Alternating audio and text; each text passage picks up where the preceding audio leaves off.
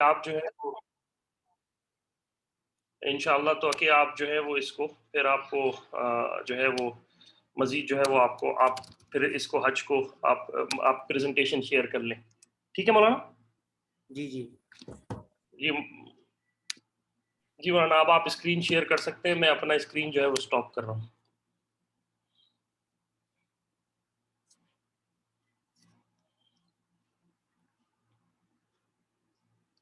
نیچے ایک screen share کا بٹن ہوگا انشاءاللہ,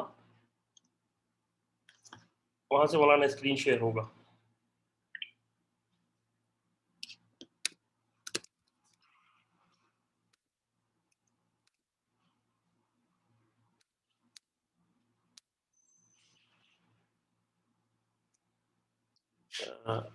مولانا آپ کو نظر آ رہا ہے اسکرین شیئر کا بٹن؟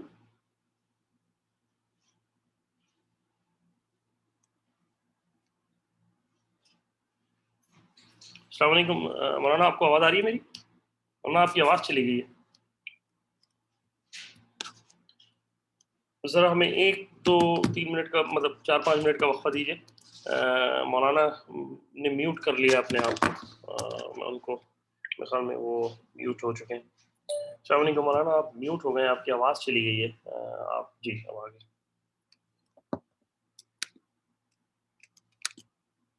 مولانا انمیوٹ کر لیجیے اپنے آپ کو, آپ میوٹ ہیں, آپ کی آواز نہیں آ رہی ہے.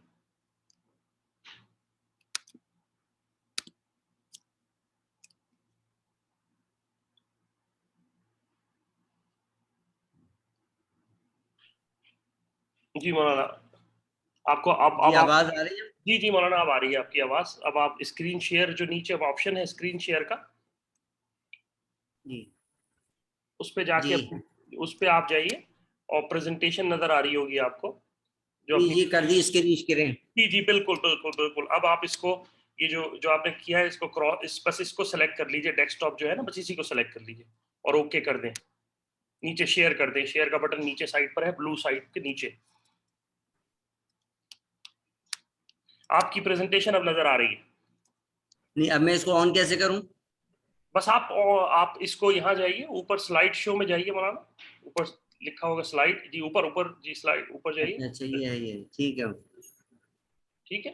اب آپ حضرات کو جو لوگ زوم پر ہیں ان کو تو نظر آ رہا ہوگا, میں جو ہے وہ باقی لوگوں کا بھی انتظام کر دیتا ہوں. مولانا 1 منٹ رکیے گا, میں ان کو انشاءاللہ باقی حضرات کو بھی تاکہ اسکرین نظر آ جائے.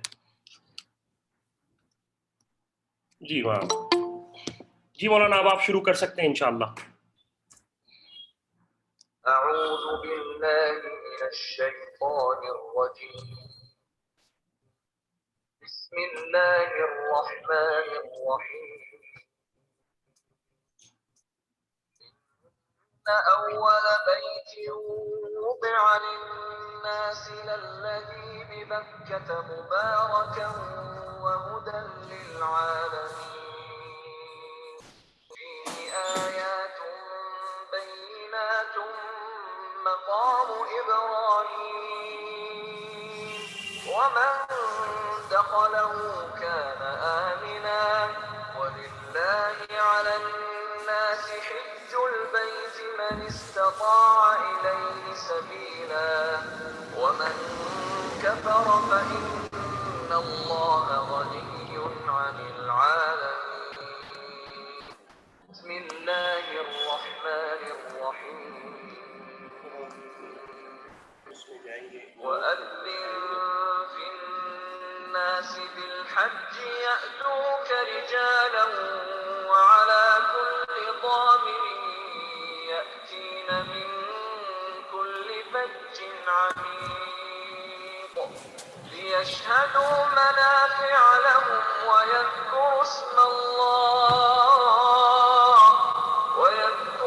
الله في أيام معلومات على ما رزقهم من بهيمة الأنعام فكلوا منها وأطعموا البائس الفقير ثم ليقضوا تفثهم وليوفوا نذورهم وليطوفوا طوفوا بالبيت العتيق.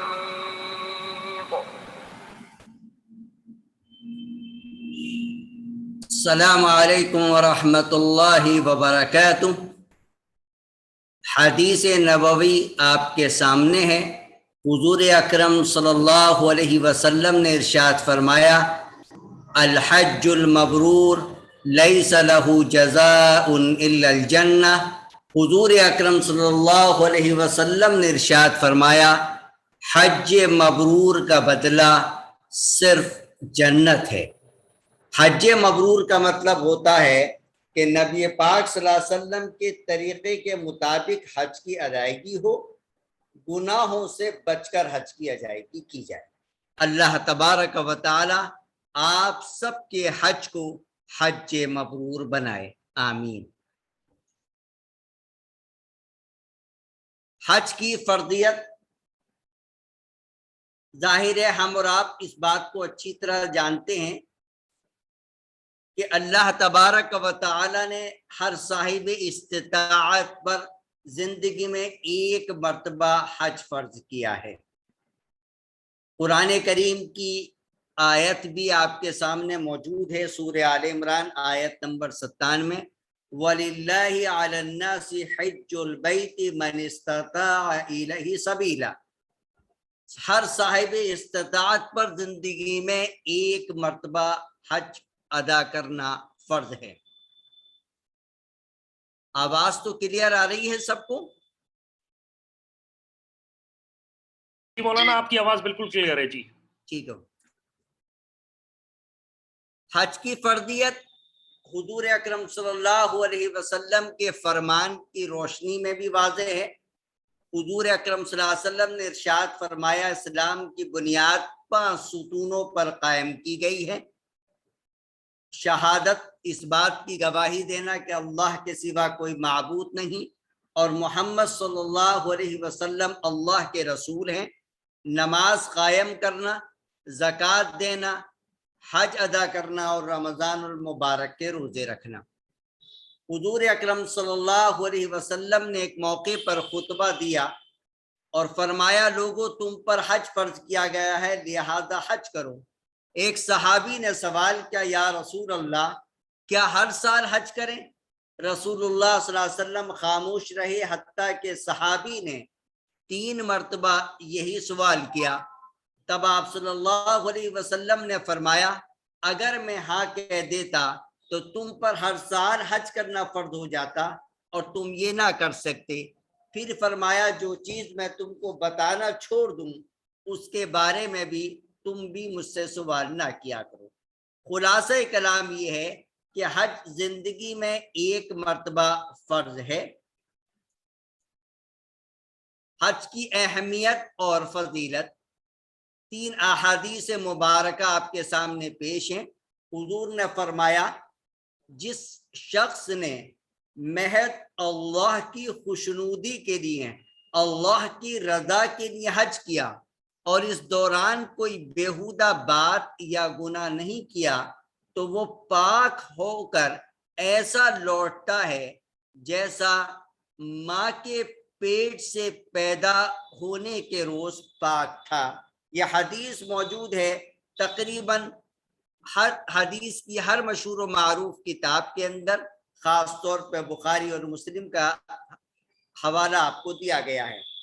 اسی طرح سے حضور اکرم صلی اللہ علیہ وسلم نے ارشاد فرمایا، ایک عمرہ دوسرے عمرے تک ان گناہوں کا کفارہ ہے جو دونوں عمروں کے درمیان سرزد ہوں، اور حج مبرور کا بدلہ تو جنت ہی ہے۔ یہ بھی روایت بخاری مسلم کی ہے۔ حضور اکرم صلی اللہ علیہ وسلم نے ارشاد فرمایا، پے در پہ حج اور عمرے کیا کرو، بے شک یہ دونوں یعنی حج اور عمرہ فقر یعنی غریبی اور گناہوں کو اس طرح دور کر دیتے ہیں جس طرح بھٹی لوہے کے میل کچیل کو دور کر دیتی ہے۔ عازمین حج کے نام چند ہدایات۔ نمبر 1، حج کا مقصد رضائے الہی ہو، یعنی حج کی ادائیگی سے ہم یہ نہ چاہتے ہوں کہ لوگ ہمیں مولانا آپ کی آواز بہت دور چلی گئی ہے۔ یا لوگ ہمیں دیندار کہیں، بلکہ حج کی ادائیگی کا بنیادی مقصد اللہ تبارک و تعالی کی رضا کا حصول ہونا چاہیے۔ یہ پہلا مطالبہ ہے عازمین حج سے، آپ تمام لوگوں سے، کہ آپ صرف اور صرف جو ہے وہ اللہ کی رضا کے حصول کے لیے یہ حج ادا کریں۔ دیگر حجاج کرام کی خدمت کا جذبہ رکھیں۔ اس وقت عازمین حج کی تعداد بہت زیادہ نہیں ہے، صرف 60,000 ہے، لیکن بہرحال آپ کے ساتھ جتنے بھی لوگ ہوں ان کی خدمت کا جذبہ رکھیں۔ تیسرا مطالبہ آپ حضرات سے یہ ہے کہ سفر حج کے مصارف حلال ہوں۔ چوتھی بات یہ ہے کہ اس سفر کے اندر کتنی بھی سہولتیں ہو جائیں، یقیناً 60,000 تعداد بہت زیادہ نہیں ہے، لیکن حج کی ادائیگی میں تکلیفیں، پریشانیاں اور دشواریاں اور تھکن خاص طور پہ ہو جاتی ہے، تو اس وجہ سے صبر کا پیمانہ لبریز نہیں ہو، ہمیشہ صبر کا دامن نہیں چھوڑنا ہے۔ اور عمدہ اخلاق، اس سفر میں ہم اچھے اخلاق کا نمونہ پیش کریں، اور اس پورے سفر میں بھی نماز کا اہتمام رکھیں۔ بعض ہمارے عازمین حج اس سفر میں بھی نماز میں کوتاہی کرتے ہیں، تو وہ اس سفر میں بھی نماز کا اہتمام رکھیں۔ مولانا ایک چھوٹی سی بات کر رہی تھی تاکہ آپ ڈسٹرب نہ ہو بیچ میں، جو حضرات چیٹ کر رہے ہیں اور کوشچن پوچھ رہے ہیں وہ چیٹ باکس میں نہ کریں، کیونکہ دوسری سائٹ ڈسٹرب ہوتی ہے۔ اگر آپ کو کچھ کوشچن پوچھنا ہے تو مجھے واٹس ایپ کوشچن آنسر کا سیزن بعد میں ہوگا انشاءاللہ۔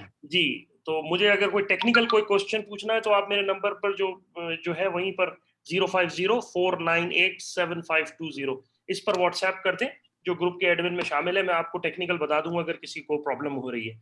اس چیٹ باکس پہ مت کیجیے کیونکہ دوسری طرف پرابلم ہو رہا ہے۔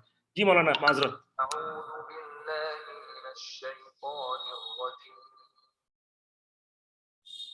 وأتموا الحج والعمرة لله فإن أحصرتم فما استيسر من الهدي ولا تحلقوا رؤوسكم حتى يبلغ الهدي محله فمن كان منكم مريضا أو به أذى من رأسه ففدية من صيام أو صدقة أو نسك فإذا أمنتم فمن تمتع بالعمرة إلى الحج فما استيسر من الهدي فمن لم يجد فصيام 3 أيام في الحج و7 إذا رجعتم تلك 10 كاملة ذلك لمن لم يكن أهله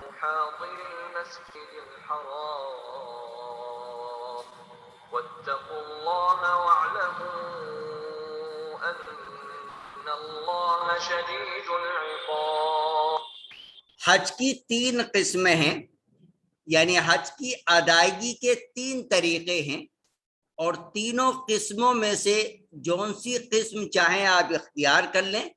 اگرچہ میقات کے اندر رہنے والے لوگ، یعنی مکہ مکرمہ اور جدہ میں رہنے والے لوگ حج افراد ہی کر سکتے ہیں، ان کے لیے حج قران اور تمتع نہیں ہے۔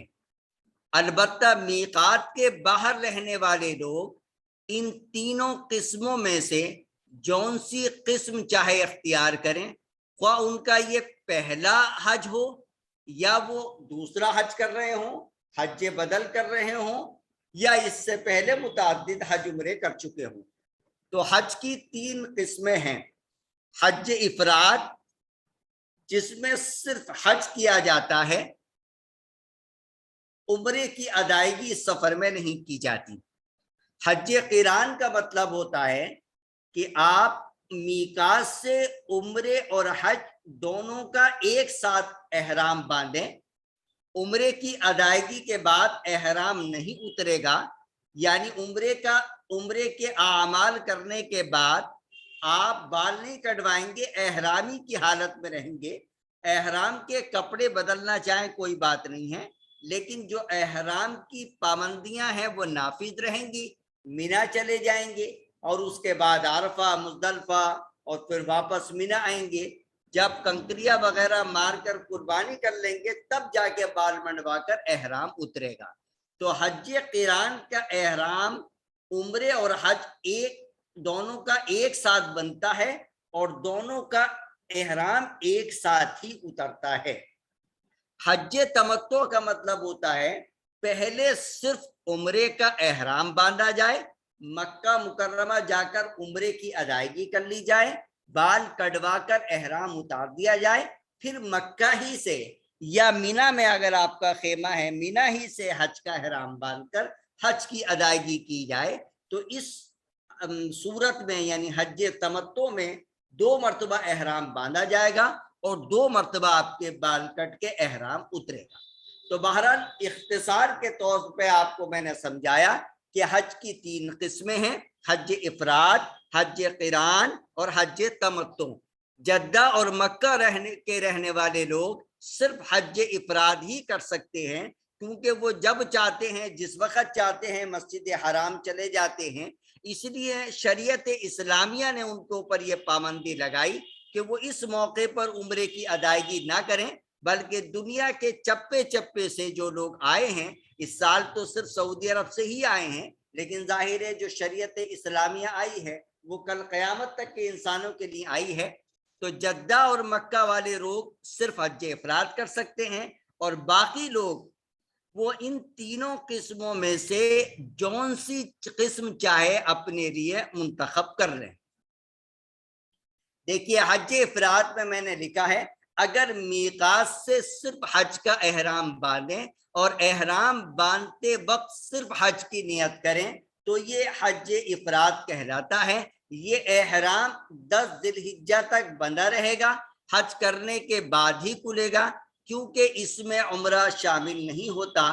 نوٹ: حج افراد میں حج کی قربانی واجب نہیں، البتہ کر لیں تو بہتر ہے. حج قران اگر میقات سے حج اور عمرے دونوں کا ایک ساتھ احرام باندھیں اور ایک ہی احرام سے دونوں کو ادا کرنے کی نیت کریں تو یہ حج قران کہلاتا ہے. یہ احرام 10 ذی الحجہ تک بندہ رہے گا، عمرہ کر کے احرام نہیں کھلے گا، بلکہ عمرہ کرنے کے بعد بھی احرام بندہ رہے گا اور حج کر کے ہی احرام کھلے گا. نوٹ: حج قران میں قربانی کرنا واجب ہے. حج تمتع اگر حج کے مہینوں میں میقات سے صرف عمرے کا احرام باندھیں اور عمرہ کر کے احرام کھول دیں اور وہاں کے عام باشندوں کی طرح رہیں، گھر واپس نہ جائیں، پھر 8 ذی الحجہ کو حج کا احرام مکہ مکرمہ سے ہی باندھ کر حج کے افعال ادا کریں تو یہ حج تمتع کہلاتا ہے. حج تمتع میں قربانی کرنا واجب ہے.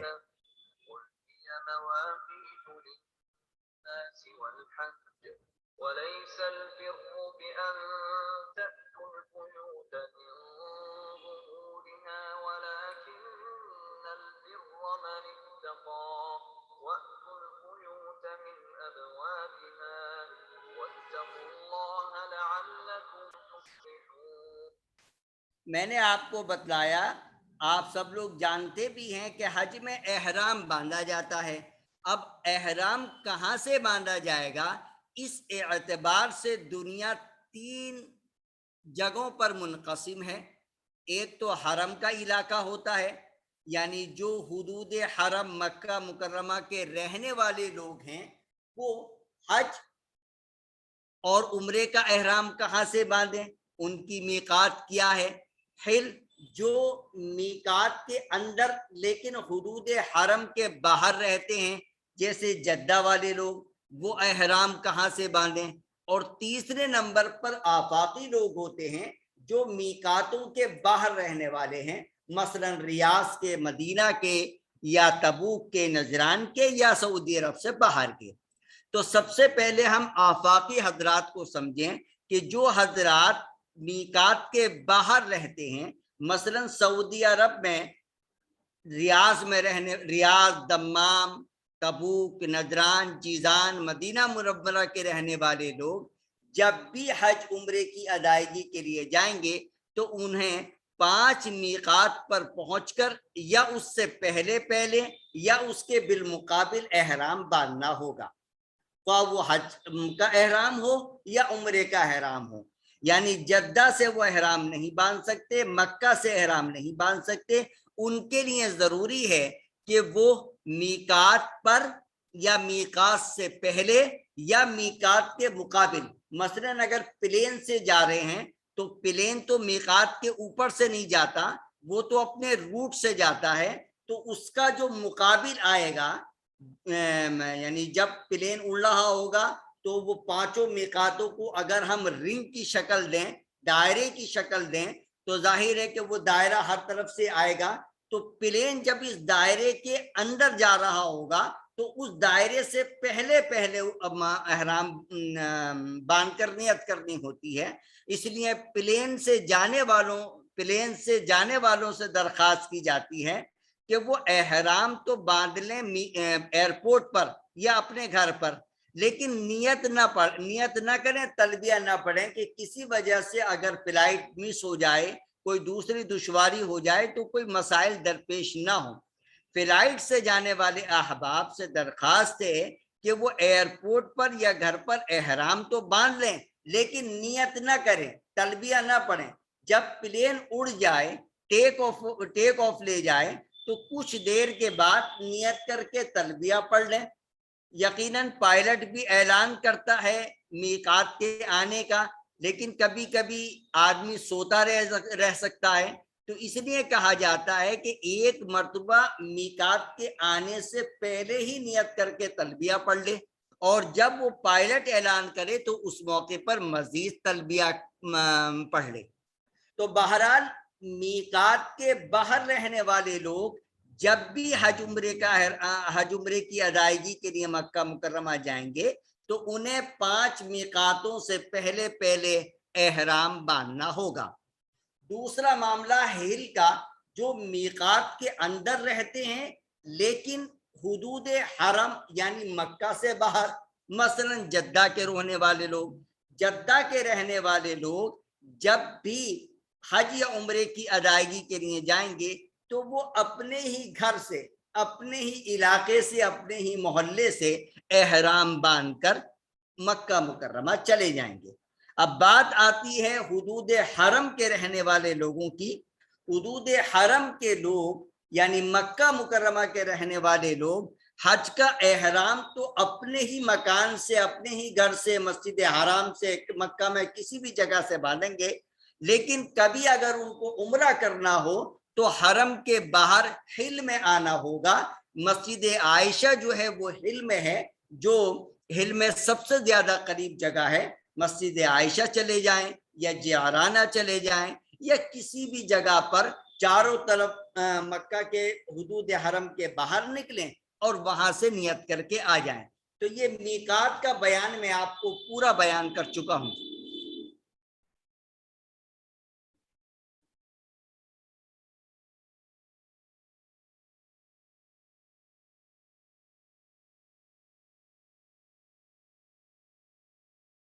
دیکھیے یہ نقشے میں ہم نے آپ کو دکھلایا ہے کہ جو ہرا کلر نظر آ رہا ہے یہ تو وہ لوگ ہیں جو حدود حرم کے اندر رہتے ہیں، اور اس کے بعد تھوڑا سا شیڈ نما نظر آ رہا ہے، یہ وہ لوگ ہیں جو حدود حرم کے تو باہر ہیں لیکن میقات کے اندر ہیں۔ اور جو سرکل بنایا گیا ہے، سرکل کے باہر کا جو علاقہ ہے یہ آفاق ہے۔ ریاض کے لوگ، مدینہ منورہ کے لوگ اور دمام کے لوگ جب بھی حج عمرے کے لیے جائیں گے تو 5 میقاتوں پر یا اس کے مقابل یا اس کے محاذی یا اس سے پہلے احرام باندھنا ہوگا۔ اب حج کے فرائض و واجبات۔ حج کے فرائض کیا ہیں؟ حج کے 3 فرض ہیں، 3 ارکان ہیں۔ نمبر 1 احرام۔ اب احرام کا مطلب کیا ہوتا ہے؟ حج کی دل سے نیت کرنا اور تلبیہ لبیک اللہم لبیک کہنا، یہ پہلا حج کا رکن ہے۔ دوسرا رکن ہے وقوف عرفہ، یعنی 9 ذی الحجہ کو زوال آفتاب سے عرفات میں کسی وقت تھوڑی دیر کے لیے ٹھہرنا۔ تیسرا فرض ہے حج کا طواف زیارت کرنا، جو 10 ذی الحجہ کی صبح صادق سے 12 ذی الحجہ کے غروب آفتاب تک دن رات میں کسی بھی وقت کیا جا سکتا ہے۔ بعض علماء نے 13 ذی الحجہ کے غروب آفتاب تک طواف سے زیارت کرنے کی اجازت دی ہے۔ تو یہ 3 حج کے فرائض ہیں، حج کے ارکان ہیں، ان میں سے اگر ایک بھی چھوٹ گیا تو حج ادا نہیں ہوگا، خواہ آپ دم دے دیں اس سے کوئی فرق نہیں پڑتا۔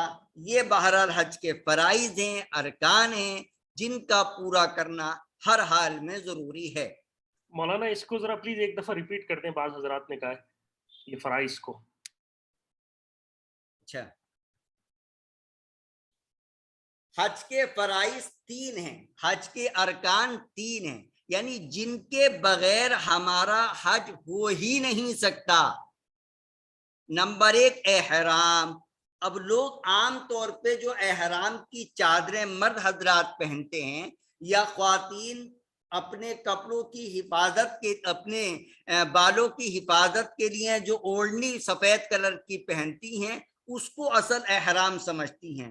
وہ احرام کا ایک جز تو ہے، لیکن اصل جو احرام ہوتا ہے وہ کیا ہوتا ہے؟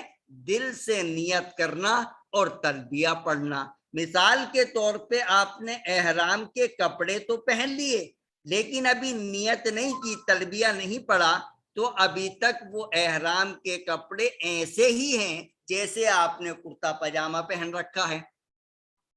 جب تک نیت کر کے تلبیہ نہیں پڑھیں گے تب تک اس احرام کے کپڑوں کی کوئی حیثیت نہیں ہے۔ ہاں، وہ ایک الگ بات ہے کہ دل سے نیت کرنے کے لیے اور تلبیہ پڑھنے کے لیے ضروری ہے کہ پہلے ہم یعنی مرد حضرات سلے ہوئے کپڑے اتار دیں اور 2 چادریں پہن لیں۔ تو پہلا حج کا رکن دل سے نیت کرنا اور تلبیہ یعنی لبیک اللہم لبیک پڑھنا۔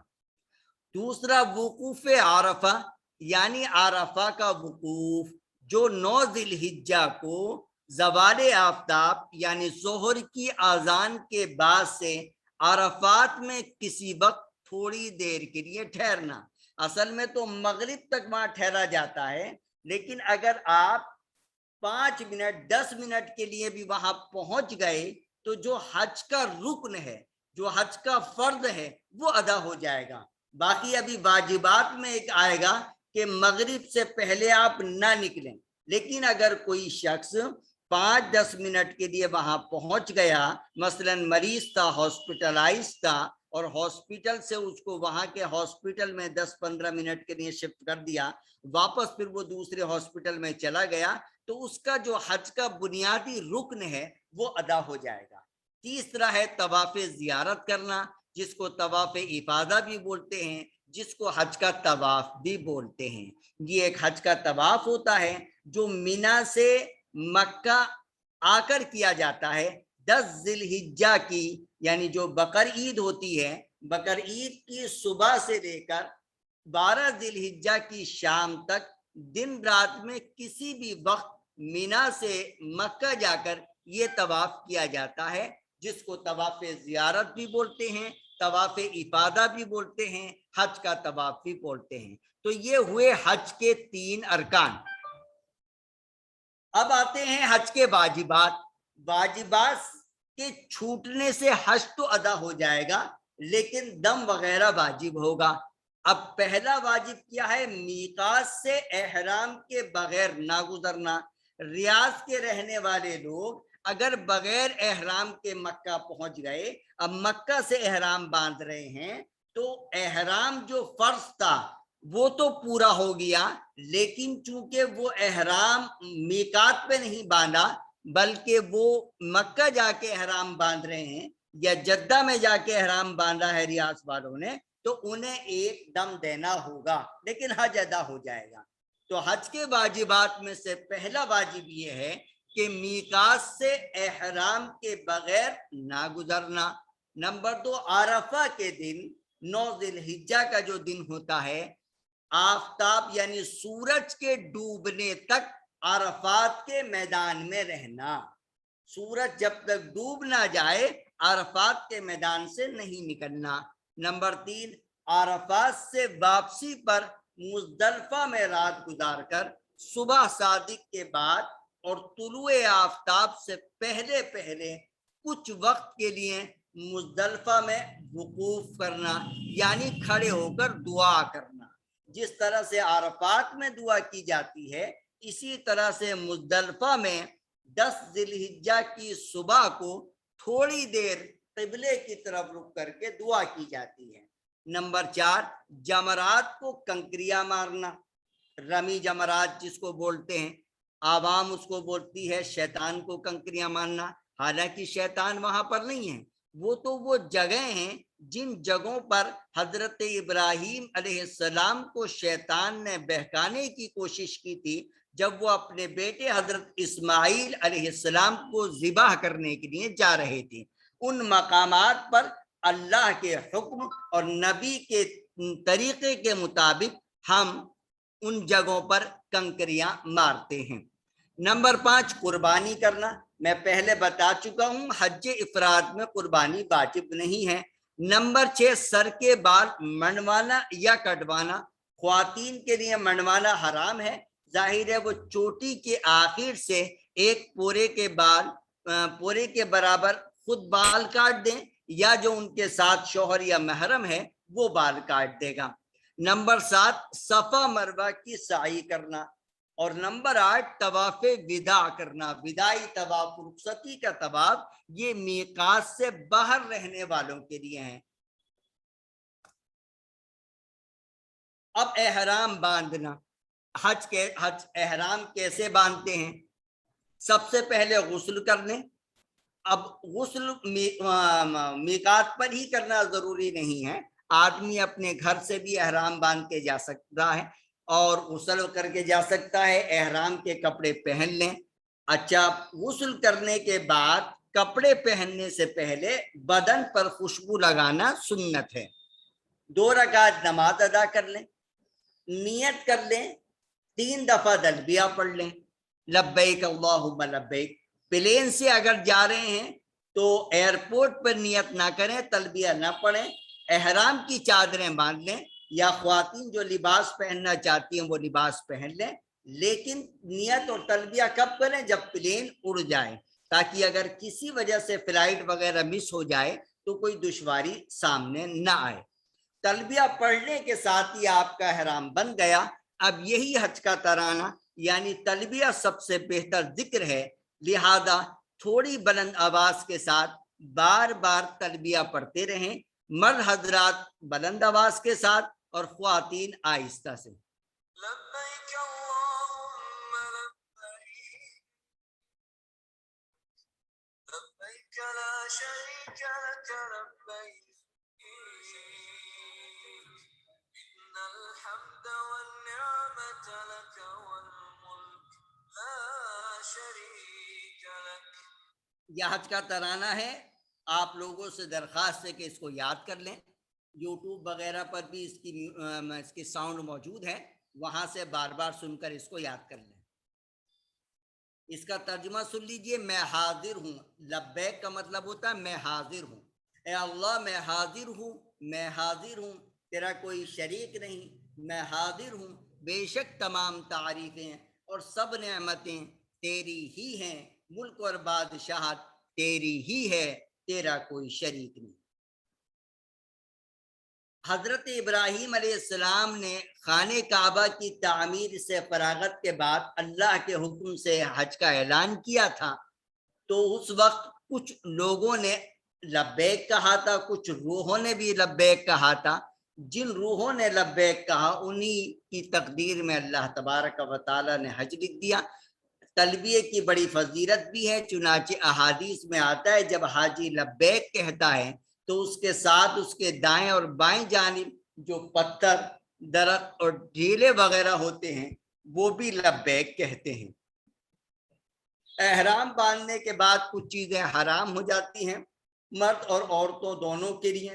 خوشبو استعمال کرنا، ناخن کاٹنا، جسم سے بال دور کرنا، چہرے کا ڈھانکنا، میاں بیوی والے تعلقات، خشکی کے جانور کا شکار کرنا۔ ممنوعات احرام صرف مردوں کے لیے۔ سلے ہوئے کپڑے پہننا مرد حضرات نہیں پہن سکتے۔ سر کو ٹوپی یا پگڑی یا چادر وغیرہ سے ڈھانکنا۔ ایسا جوتا پہننا جس سے پاؤں کے درمیان کی ہڈی چھپ جائے۔ جب آدمی رکوع کرتا ہے تو ایک ابھری ہوئی ہڈی سامنے نظر آتی ہے، یہ اور دونوں ٹخنے کھلے ہونے چاہیے۔ آپ ہوائی چپل کا استعمال کریں یا کوئی دوسرے سلیپر وغیرہ ہوں، لیکن اس میں اس بات کا خیال رکھا جائے کہ آپ کے دونوں ٹخنے، اور جب آپ رکوع کریں تو آپ کے پیر کی ابھری ہوئی جو ہڈی آپ کو سامنے نظر آتی ہے، یہ دونوں چیزیں یعنی اوپری ہڈی اور دونوں ٹخنے کھلے رہنے چاہیے۔ احرام کی حالت میں کیا چیزیں جائز ہیں؟ آپ غسل کر سکتے ہیں لیکن خوشبودار صابن کا استعمال نہ کریں۔ اس کا مطلب کیا ہوا کہ جو احرام کی چادریں پہنی گئی ہیں وہ احرام کی چادریں اتاری بھی جا سکتی ہیں، بدلی بھی جا سکتی ہیں، لیکن سلے ہوئے کپڑے مرد حضرات نہیں پہن سکتے۔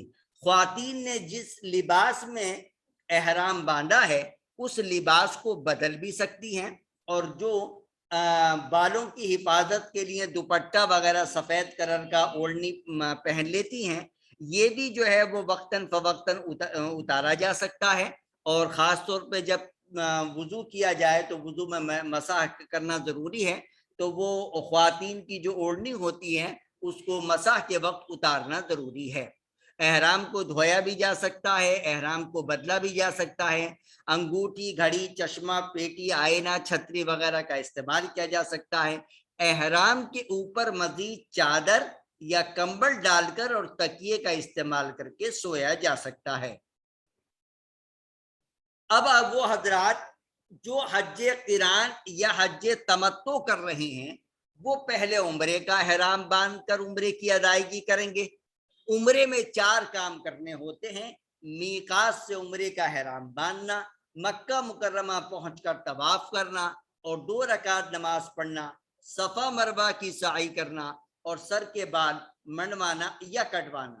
اگر حج قران کر رہے ہیں تو بس صفا مروہ کی سعی کے بعد روک دیں گے اور بال نہیں منڈوائیں گے، اور اس کے بعد چلے جائیں گے مینا۔ اور جو حضرات تمتع کر رہے ہیں وہ صفا مروہ کی سعی کرنے کے بعد بال منڈوا دیں گے، گویا کہ ان کا عمرہ کمپلیٹ ہو گیا، ختم ہو گیا۔ اب دوبارہ سے مکہ ہی سے یا مینا کے اپنے خیموں سے ہی حج کا احرام باندھ کر حج کی ادائیگی کریں۔ حج افراد والے عمرے کی ادائیگی نہ کریں، صرف مکہ مکرمہ جا کر طواف قدوم کر سکتے ہیں، جو ان کے لیے فرض یا واجب نہیں بلکہ سنت ہے۔ اور اگر وہ اس وقت حج کی سعی پہلے ہی کرنا چاہتے ہیں تو طواف قدوم کر کے حج کی سعی پہلے بھی کر سکتے ہیں مینا جانے سے پہلے۔ مسجد حرام کی حاضری، جعلنا البيت مثابة للناس وأمنا واتخذوا من مقام إبراهيم مصلى وعهدنا إلى إبراهيم وإسماعيل أن طهرا بيتي للطائفين والعاكفين والركع السجود۔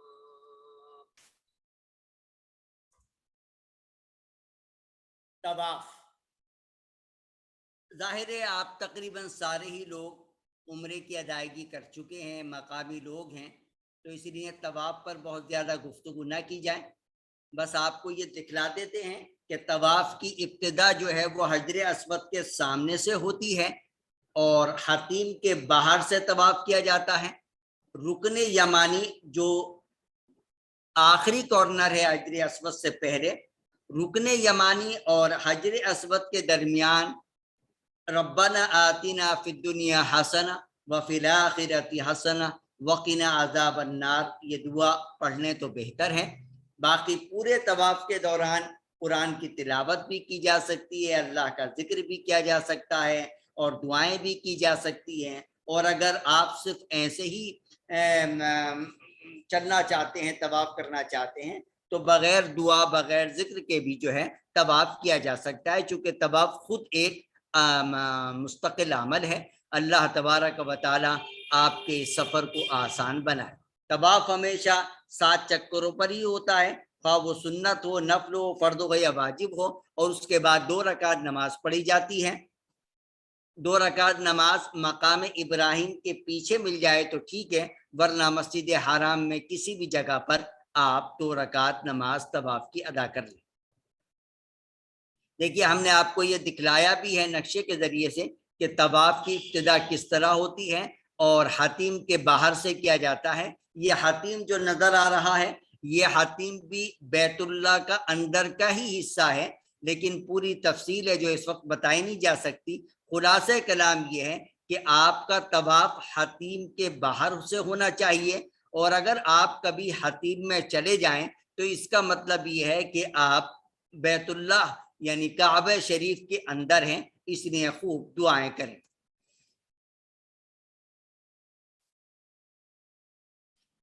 طواف کے بعد زمزم کا پانی مل جائے تو زمزم کا پانی بھی پی لینا چاہیے۔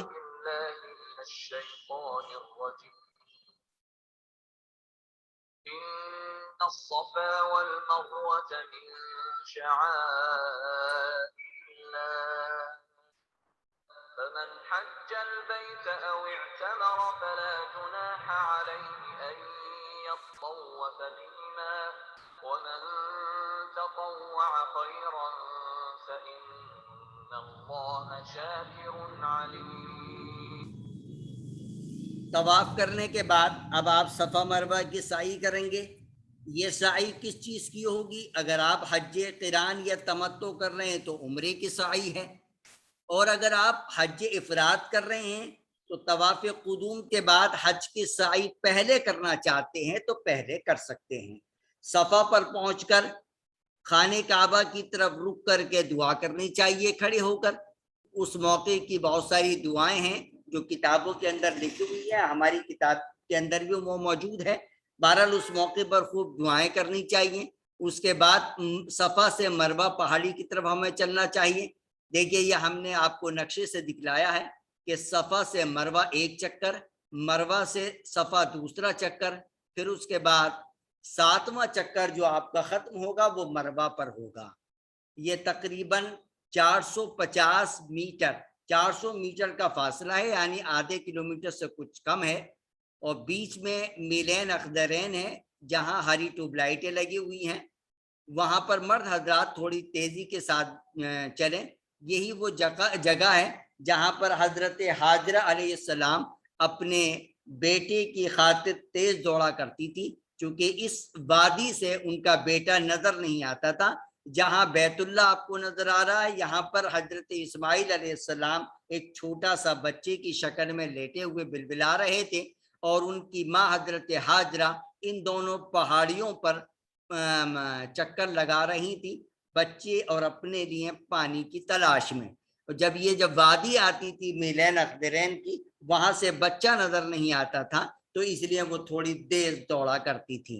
تو اللہ تبارک و تعالی نے اس عورت کی اس قربانی کو اتنا قبول کیا کہ قیامت تک آنے والے انسانوں کے لیے ضروری کو سنت قرار دیا کہ وہ میلین اخضرین میں مرد حضرات جو ہیں تھوڑی تیز رفتار کے ساتھ چلیں۔ تو یہ صفا مروہ کی سعی کر لی۔ لقد صدق الله رسوله الرؤيا بالحق لتدخلن المسجد الحرام إن شاء الله آمنين محيطين رؤوسكم ومقصرين لا تخافون فعلم ما لم تعلموا فجعل من دون ذلك فتحا قريبا۔ اگر آپ حج تمتع کر رہے ہیں تب تو آپ بال منڈوائیں گے، حج قران کر رہے ہیں تب بھی بال نہیں منڈوانے، ابھی حج افراد کر رہے ہیں تب بھی بال نہیں منڈوائیں گے۔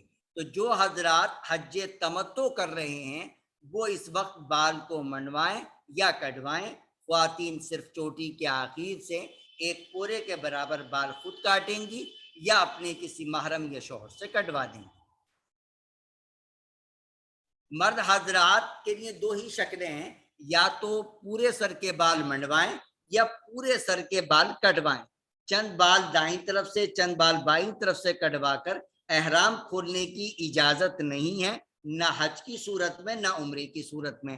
اگر آپ سر کے بال منڈوانا نہیں چاہتے ہیں تو نائی کی دکان پر جا کر اس طرح سے بالوں کو کٹوائیں کہ ہر بال کچھ نہ کچھ مقدار میں کٹ جائے۔ الحج أشهر معلومات فمن فرض فيهن الحج فلا رفث ولا فسوق ولا جدال في الحج وما تفعلوا من خير يعلمه الله وتزودوا فإن خير الزاد التقوى واتقون يا أولي الألباب۔ حج کے 6 دن ہیں۔ پہلا دن 8 ذی الحجہ، 8 ذی الحجہ میں آپ مینا میں رہیں گے۔ میں نے ابھی اس وقت نقشے سے آپ کو دکھلایا ہے کہ مسجد حرام سے مینا کدھر کو ہے، کتنے فاصلے پر ہے، مزدلفہ کدھر کو ہے، کتنے فاصلے پر ہے، اور عرفات کدھر ہے، کتنے فاصلے پر ہے۔ دیکھیے نقشے سے بھی ظاہر ہو رہا ہے، یہ جو پیلا نقشہ نظر آئے یہ مینا ہے، اور لال نقشہ جو ہے یہ مزدلفہ ہے، اور مزدلفہ اور عرفات کے بیچ میں بہت بڑی جگہ ایسی ہے جو نہ عرفات میں ہے نہ مزدلفہ میں، اور اس کے بعد جو ہرا کلر نظر آ رہا ہے یہ عرفات کا میدان ہے۔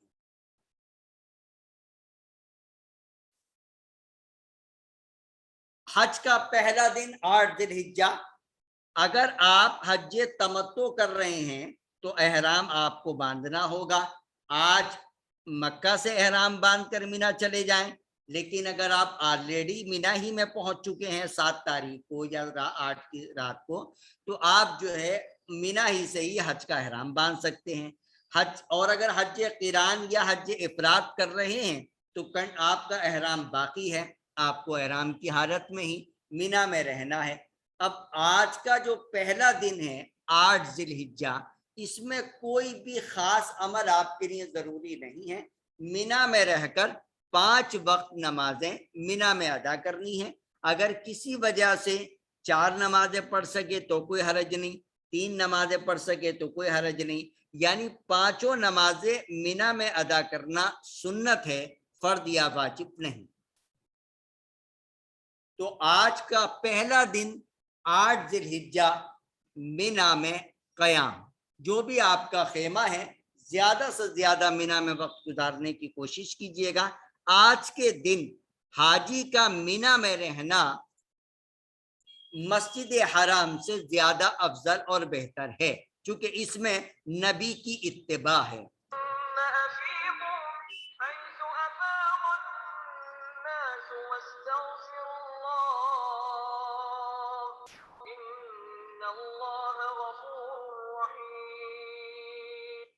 آٹھ تاریخ مینا میں گزارنے کے بعد اب 9 تاریخ آئی، صبح ہوئی، جس کو عرفہ کا دن بولتے ہیں، جو حج کا مین دن ہے، جس میں حج کے اہم رکن کی ادائیگی کی جائے گی۔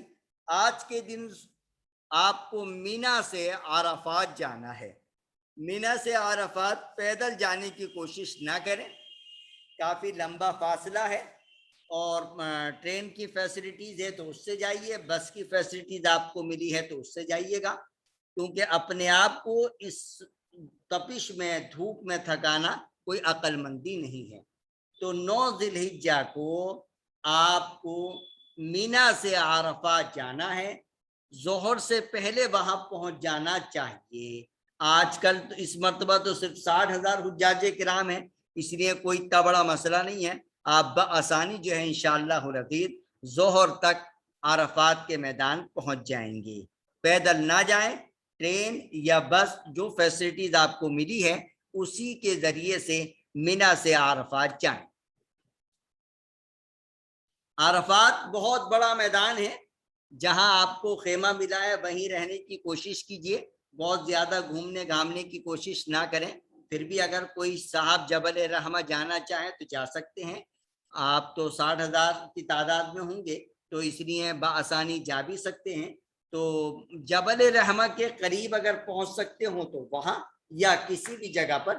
بہرحال یہ جو شروع میں آپ کو مینار نظر آ رہی ہے, یہاں تو مسجد نمرہ ہے جہاں پر ظہر اور عصر کی نماز ظہر کے وقت میں پڑھی جاتی ہے, اور اس سے پہلے طویل خطبہ ہوتا ہے, تقریباً 30 35 40 منٹ کا خطبہ ہوتا ہے. بہرحال گرمی بہت ہوتی ہے ان دنوں میں, آپ اپنے خیموں میں ہی ظہر کی نماز ظہر کے وقت میں اور عصر کی نماز عصر کے وقت میں ہی ادا کر لیں تو بہتر ہے. لیکن اگر مسجد نمرہ جانا ہی چاہتے ہیں تو مسجد نمرہ چلے جائیں, تھوڑا سا پہلے پہنچیں اور وہاں خطبہ سنیں. طویل خطبہ ہوتا ہے, پھر ظہر عصر کی نماز ظہر کے وقت میں ادا کی جاتی ہے. پھر اس کے بعد جبل رحمہ آنا چاہیں تو وہاں پر, اور اگر اپنے خیمے میں ہی یا پورے عرفات کے میدان میں جہاں چاہیں خوب کھڑے ہو کر اللہ تعالیٰ سے دعائیں کیجیے گا. یہ حج کا خاص اہم رکن ہے. تو میں نے آپ کو بتلا دیا, حج کا دوسرا دن 9 ذی الحجہ عرفہ کا دن ظہر عصر نماز کی ادائیگی کی جائے گی عرفات کے میدان میں. اگر آپ مسجد نمرہ پہنچ رہے ہیں جو نقشے میں آپ کو نظر آ رہا ہے, تب تو آپ ظہر عصر کی نماز امام کے ساتھ ظہر کے وقت میں ادا کریں. اور اگر آپ اپنے خیموں ہی میں ہیں تو پھر اس صورت میں ہمارے علماء فرماتے ہیں کہ ظہر کی نماز ظہر کے وقت میں اور عصر کی نماز عصر کے وقت میں ادا کریں.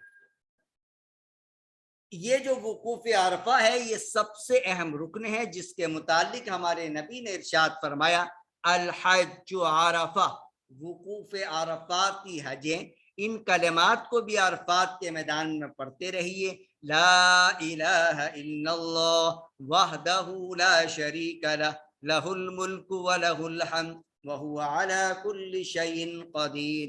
ترانہ بھی بیچ بیچ میں پڑھتے رہیے. لبیک اللہم لبیک لبیک لا شریک لک لبیک ان الحمد والنعمت لک والملک لا شریک لک. اور خوب دعائیں کیجیے گا. عرفات میں جتنا اللہ سے مانگا جائے کم ہے. اپنے آپ کو تھکائیے گا. یہ وہ جگہ ہے جہاں شیطان مردود بھی ذلیل اور خوار ہوتا ہے. اس دن سے زیادہ کبھی بھی شیطان ذلیل نہیں ہوتا. اس لیے اس موقع کو غنیمت سمجھ کر اللہ سے خوب مانگیے گا, اپنے لیے, اپنے بچوں کے لیے, اپنے گھر والوں کے لیے اور اس پوری امت کے لیے بھی. اس وقت پوری دنیا میں ایک مرض کورونا کی شکل میں پھیلا ہوا ہے. آپ لوگ اللہ تبارک و تعالی سے دعا کیجئے کہ اللہ تبارک و تعالی اس وبائی مرض کے خاتمے کا فیصلہ فرمائے اور ہم سب کو یا اللہ اور تمام عازمین حج کو اس بیماری سے محفوظ فرما. مولانا ایک چھوٹا سا مغرب تک آپ کو وہاں رہنا ہے. مولانا ایک چھوٹا سا تھا اس بارے میں ایک نصیحت اگر بتا دیں کہ بعض جو ہے نا وہ گروپ میں بحث مباحثہ عرفات کے دن کافی رہتا ہے, اگر اس بارے میں کچھ نصیحت کر دیں. عرفات کے میدان میں یقیناً ظہر عصر کی نماز کب پڑھی جائے, کیسے پڑھی جائے, مسجد نمرہ جائے جائے نہ جائے جائے, جبل رحمہ جائے جائے نہ جائے جائے, کھانا کب کھایا جائے, پہلے کھایا جائے بعد میں کھایا جائے, ذرا ساری باتوں پر بڑے بڑے مسائل لوگ کھڑے کر دیتے ہیں. اس لیے اللہ کے واسطے جو آدمی جو بات کہہ رہا اس کی سن لیجیے گا, لیکن اگر مجھ کو صحیح سمجھتے ہو تو میری بات پہ عمل کیجیے گا. وہ یہ کہ اپنے آپ کو زیادہ سے زیادہ دعاؤں میں لگائیے گا. اگر آپ مسجد نمرہ جا رہے ہیں تو ظہر عصر کی نماز ظہر کے وقت میں امام کے ساتھ ادا کریں, اور اگر مسجد نمرہ نہیں جاتے ہیں تو احتیاط کا تقاضا یہی ہے, ساری امت اس بات کو مانتی ہے کہ اگر کوئی شخص ظہر کی نماز ظہر کے وقت میں اور عصر کی نماز عصر کے وقت میں ادا کرے گا تو اس کی دونوں نمازیں صحیح ہوں گی. تو اس وجہ سے زیادہ چوں چرا میں پڑھنے کی ضرورت نہیں ہے. اگر کوئی شخص جو ہے اس کے برعکس عمل کرنا چاہتا ہے تو اس سے بھی زیادہ جھجک کرنے کی ضرورت نہیں ہے، جو جیسا کرنا چاہے کرنے دیجیے، لیکن اپنا وقت دعاؤں میں لگائیے گا، بار بار تلبیہ پڑھتے رہیے گا۔ یہ بڑا قیمتی وقت ہے۔ آپ 15,000 ریال سے لے کے 20,000 ریال کی رقم، بلکہ اس سے زیادہ رقم خرچ کر رہے ہیں۔ اللہ تبارک و تعالیٰ آپ کی جان مال میں برکت عطا فرمائے، لیکن اس پورے سفر کا نچوڑ یہ 2-2.5 گھنٹے ہیں، اس لیے بحث و مباحثے میں وقت نہ لگا کر اپنے آپ کو دعاؤں میں وقت لگائیے گا۔ سورج کے ڈوبنے تک آپ کو مزدلفہ کے میدان وہ عرفات میں ہی رہنا ہے۔ جب سورج ڈوب جائے، غروب آفتاب کے بعد مغرب کی نماز پڑھے بغیر آپ کو کہاں جانا ہے؟ مزدلفہ جانا ہے۔ عرفات سے مزدلفہ آپ کو اگر ٹرین کی سہولت ہے تو ٹرین سے بھی آ سکتے ہیں، بس کی سہولت ہے تو بس سے بھی آ سکتے ہیں، اور اگر پیدل بھی آنا چاہیں تو یہ مغرب کے بعد کا وقت ہوتا ہے، بڑا سہانا منظر ہوتا ہے۔ ہم بھی متعدد مرتبہ پیدل آئے ہیں، 4-5 کلومیٹر کا فاصلہ ہے، تو اگر اس کو پیدل بھی کراس کرنا چاہیں تو کر سکتے ہیں، آپ کی مرضی ہے۔ اب رات مزدلفہ میں قیام کریں گے۔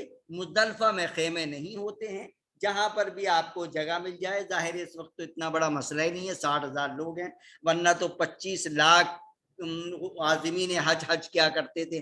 اب تو آپ 60,000 کی شکل میں ہوں گے، بآسانی رات کو مزدلفہ میں قیام کیجیے گا۔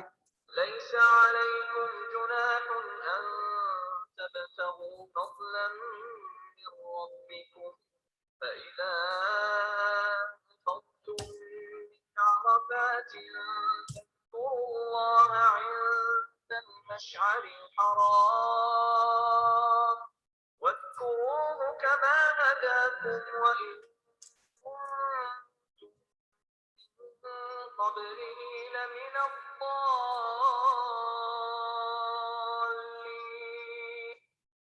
رات مزدلفہ میں گزارنی ہے، مغرب اور عشاء کی نماز عشاء کے وقت میں پڑھنی ہے۔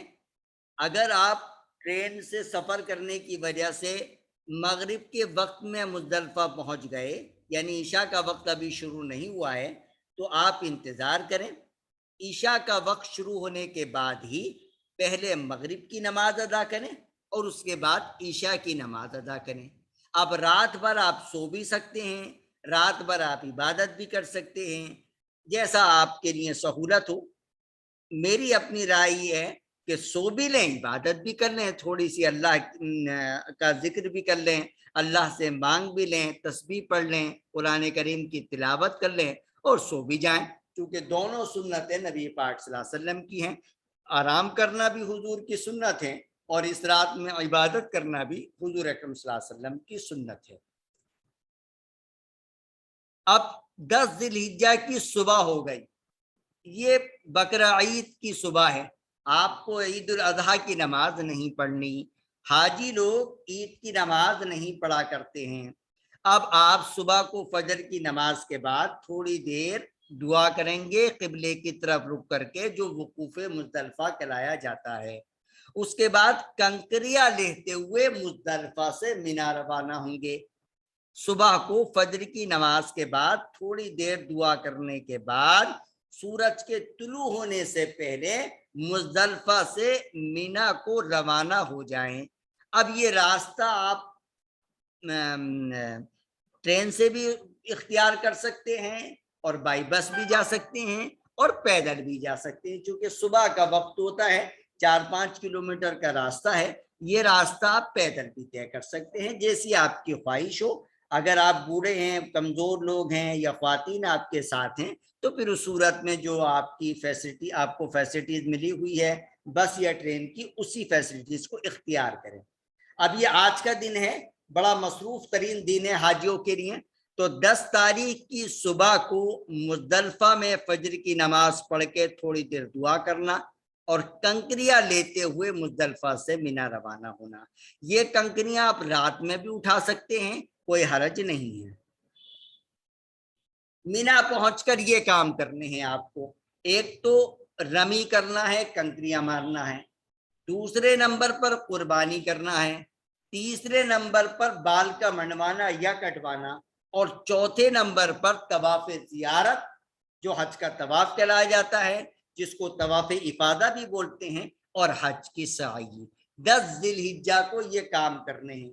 नंबर 1 कंकरी मारना, नंबर 2 कुर्बानी करना, नंबर 3 बाल का मंडवाना या कटवाना, और नंबर 4 हज का तवाफ करना। अब बात आती है कंकरी की। जब कंकरियां मारने के लिए जाएंगे तो ये आपको नजर आ रहा है, इस तरह से कंकरियां मारने की जगह पर बिल्डिंग बनी हुई है। देखिए इस तरह से जो है वो एक जमरा बना हुआ है।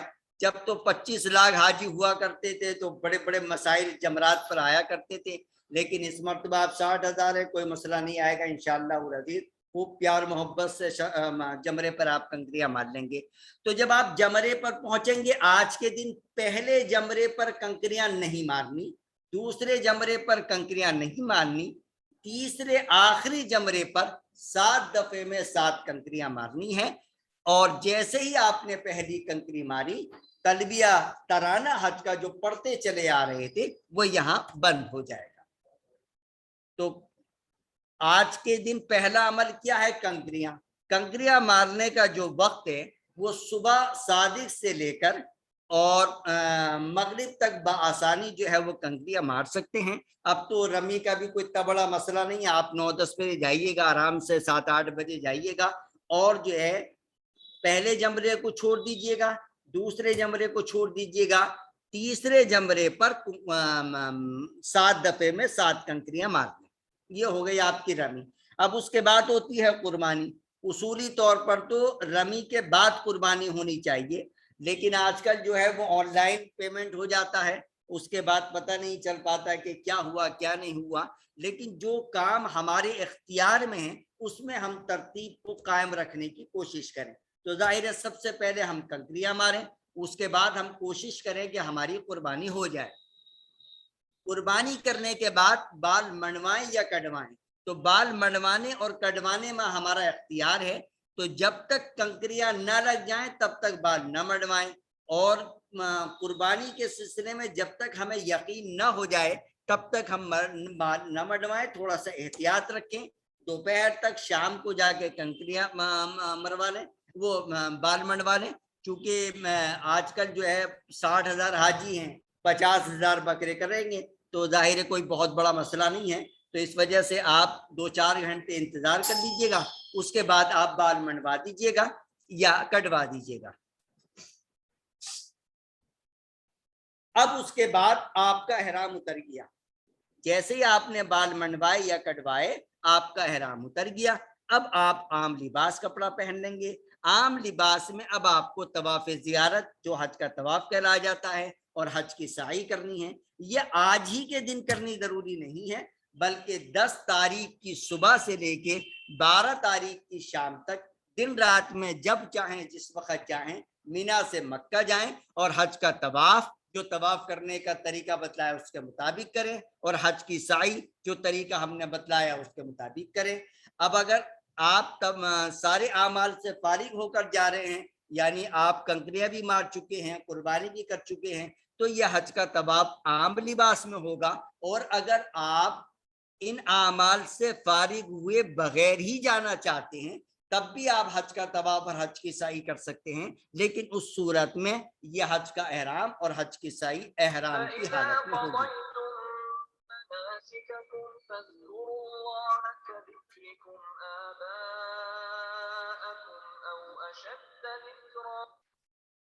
हज का चौथा और पांचवा दिन 11 और 12 ज़िलहिज्जा।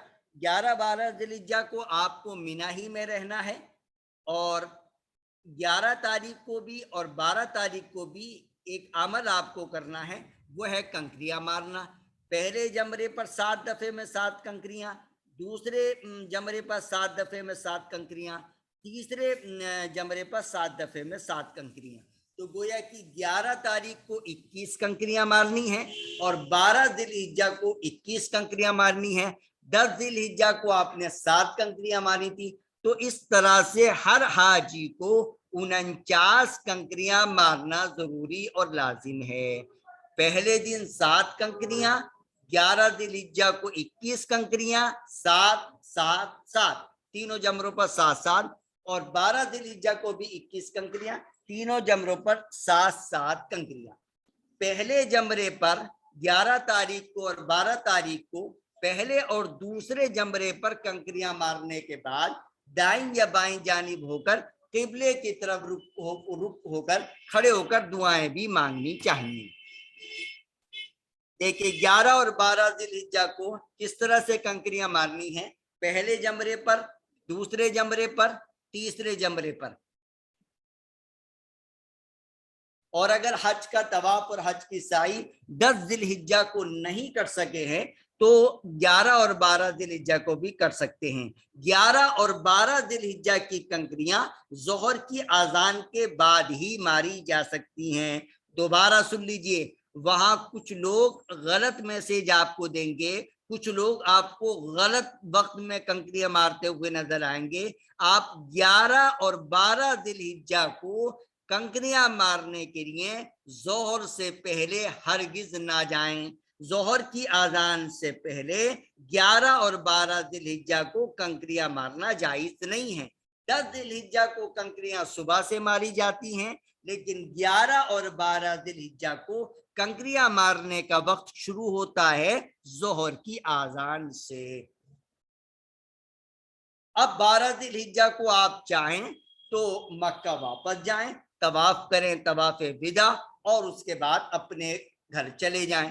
اور اگر آپ چاہتے ہیں کہ 12 ذوالحجہ کے بعد 13 ذوالحجہ کو کنکریاں مار کر ہی جائیں جیسا کہ سنت ہے، تو 12 ذوالحجہ کے بعد منی ہی میں قیام کریں اور 13 ذوالحجہ کو کنکریاں مار کر جائیں۔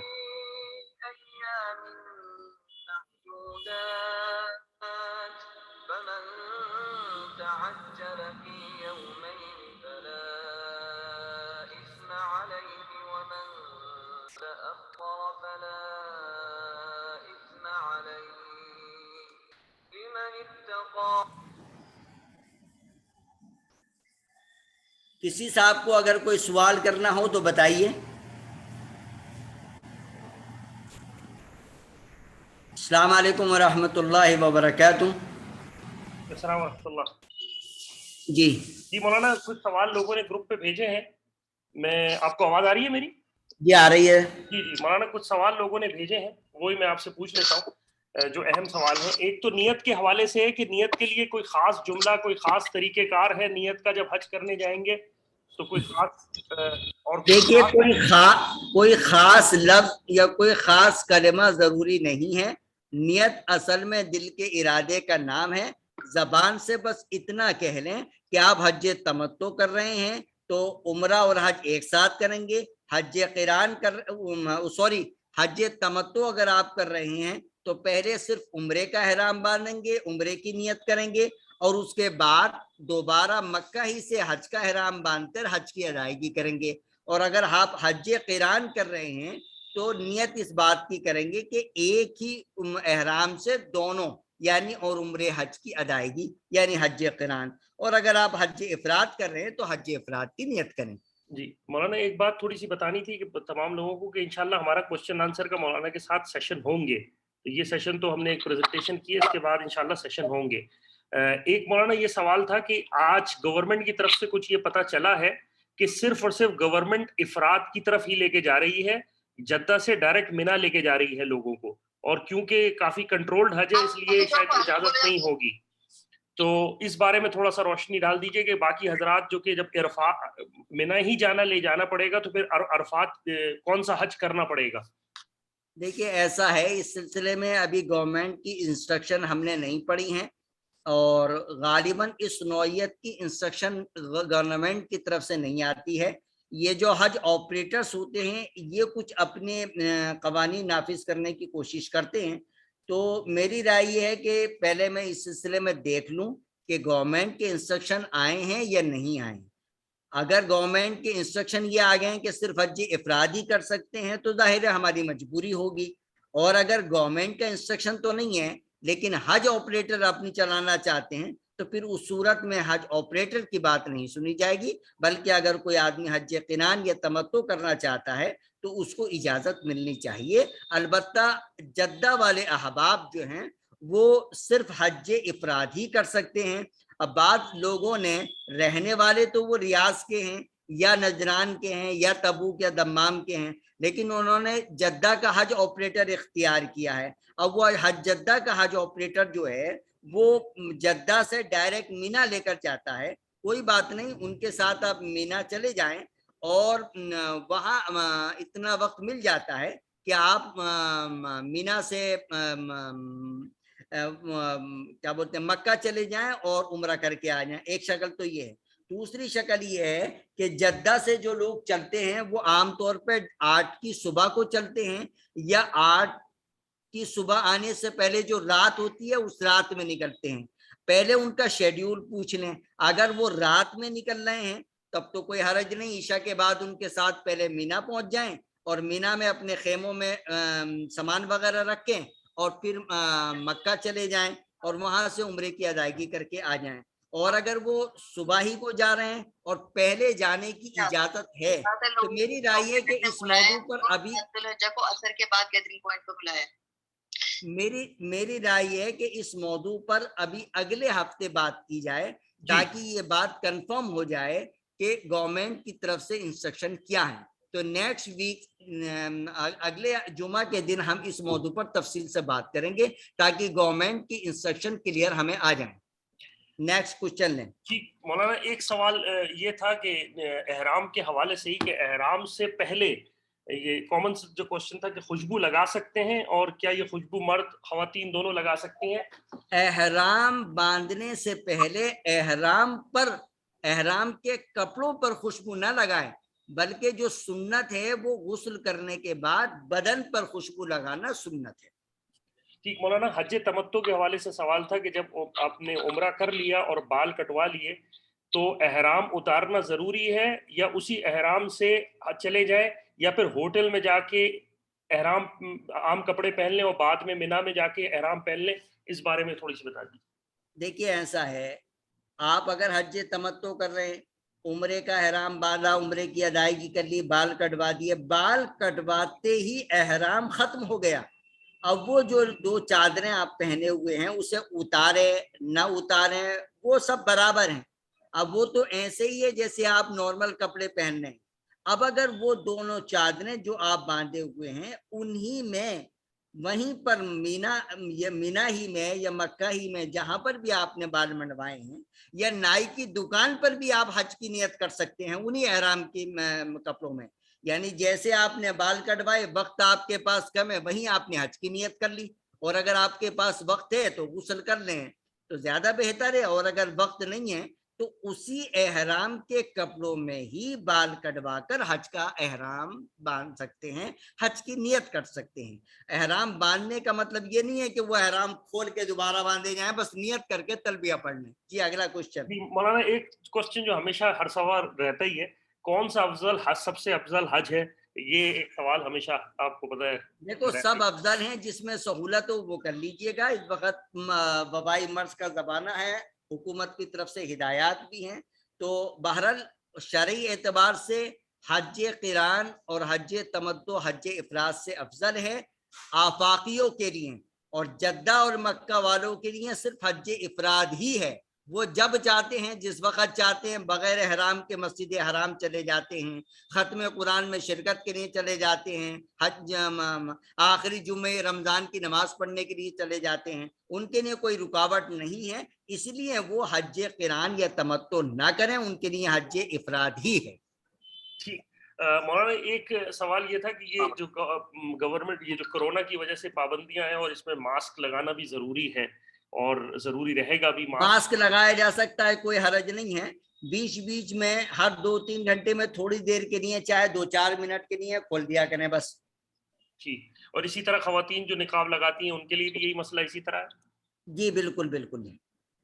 احرام جو ہے خواتین کے لیے، خواتین جو اوڑھنی سفید کلر کی پہنتی ہیں وہ احرام کا جز نہیں ہے، اس کو کبھی بھی ہٹایا بھی جا سکتا ہے. سونے کے وقت اگر غسل کی ضرورت پڑ رہی ہے، نہانے کی ضرورت پڑ رہی ہے، گرمی ہے تو اس کو اتار کر غسل کیا جا سکتا ہے. اور جو احرام کے کپڑے انہوں نے پہنے ہیں ان کپڑوں کو اتارا بھی جا سکتا ہے. ٹھیک مولانا، یعنی چینج کیا جا سکتا ہے، ان کو بدلا بھی جا سکتا ہے. جی مولانا ایک حوالے سے تھا کہ یہ آپ سے رائے پوچھنی تھی کہ بعض دفعہ آپریٹر بھی اپنی قربانی کرتے ہیں. آپریٹر، تو یہ سوال یہ آیا تھا کہ آپریٹر کیا ہم گورنمنٹ کے ساتھ قربانی کریں یا آپریٹر سے پوچھ لیں کہ وہ قربانی جس میں آپ کا دل مطمئن ہو رہا ہو وہ کام کر لیں. ٹھیک جس سے آپ مطمئن ہو وہ کر لیں. آپ اگر حکومت کے ادارے سے متفق ہیں تو وہاں جمع کر دیں، آپریٹر کی طرف سے متفق ہیں تو وہاں جمع کر دیں، کوئی آپ کا رشتہ دار وغیرہ ہے تو وہاں سے وہاں کروا دیں. اس میں آپ کا دل جہاں مطمئن ہو اس طرح سے کرا دیں. اچھا مولانا، یہ جو آج کل وبا کی وجہ سے کیونکہ مسائل مختلف ہیں، یہ سینیٹائزر اور وہ اپنے آپ کو مطلب وائرس سے بچانے کے لیے جو سینیٹائزر ہوتے ہیں جو ہاتھ میں لگانے، وہ ایسے سینیٹائزر کا استعمال کیا جائے جس میں خوشبو نہیں ہوتی یا بہت کم ہوتی ہے. اچھا مولانا، حج کے درمیان میں غسل کیا جا سکتا ہے؟ ہاں بالکل کیا جا سکتا ہے، ضرورت پڑنے پر بھی اور بغیر ضرورت کے بھی. اور حج کی یہ جو چادریں ہیں اگر ناپاک ہو جائیں تو ان دوسری ہاں تو حج کی چادروں کو دھویا بھی جا سکتا ہے، بدلا بھی جا سکتا ہے، کوئی حرج نہیں.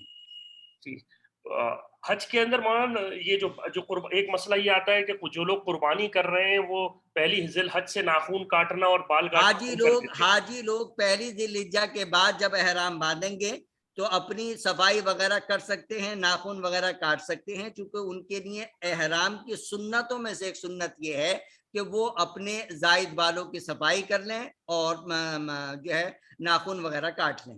اچھا مولانا، قربانی کے حوالے سے سوال تھا کیونکہ ہمارے یہاں حج کی قربانی ہے اور ایک ویسے قربانی ہوتی ہے جو عید الاضحیٰ کی ہوتی ہے، تو حج کی قربانی حج کی حدود میں ہی ہوگی، کہیں باہر ہو سکتی ہے؟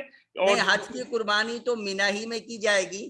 البتہ حج کے علاوہ جو عید الاضحیٰ کی قربانی ہے وہ آپ مینا میں بھی کر سکتے ہیں، اپنے وطن ہندوستان پاکستان میں بھی کر سکتے ہیں، اور جہاں آپ رہ رہے ریاض، جمع، نجران، مدینہ، وہاں پر بھی کرا سکتے ہیں. اچھا مولانا، ایک سوال یہ تھا کہ جو لوگ ریاض وغیرہ سے آئیں گے کیا وہ مسافر ہونے کی وجہ سے ان پہ سب مسافر ہیں؟ ریاض یعنی جو لوگ میقات کے باہر سے آئے ہیں 100% مسافر ہیں، چونکہ ان کا سفر 15 دن سے کم کا ہے، تو اس لیے ان کے اوپر عید الاضحیٰ کی قربانی واجب نہیں ہے، چاہے کرائیں چاہے نہ کرائیں.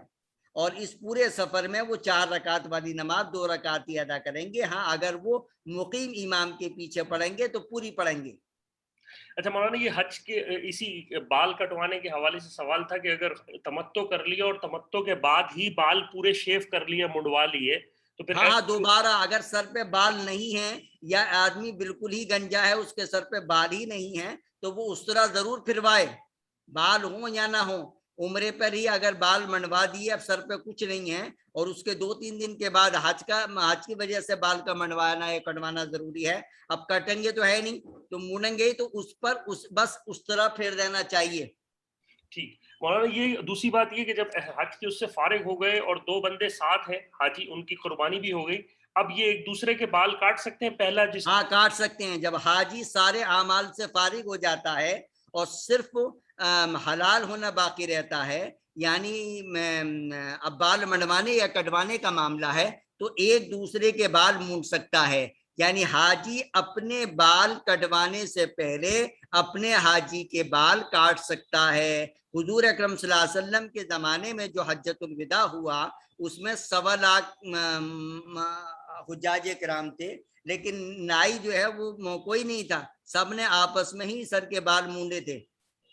اچھا مولانا، یہ ایک سوال یہ تھا کہ یہ جو حج تمتع ہے، اس کی جو حج تمتع یا جو طواف قدوم ہے بنیادی طور پر، یہ واجب سنت ہے؟ اور اگر حج تمتع میں طواف قدوم نہیں ہے، عمرے کا طواف، عمرے کی سعی، اس کے بعد حج کا طواف، حج کی سعی، اور آخر میں طواف وداع.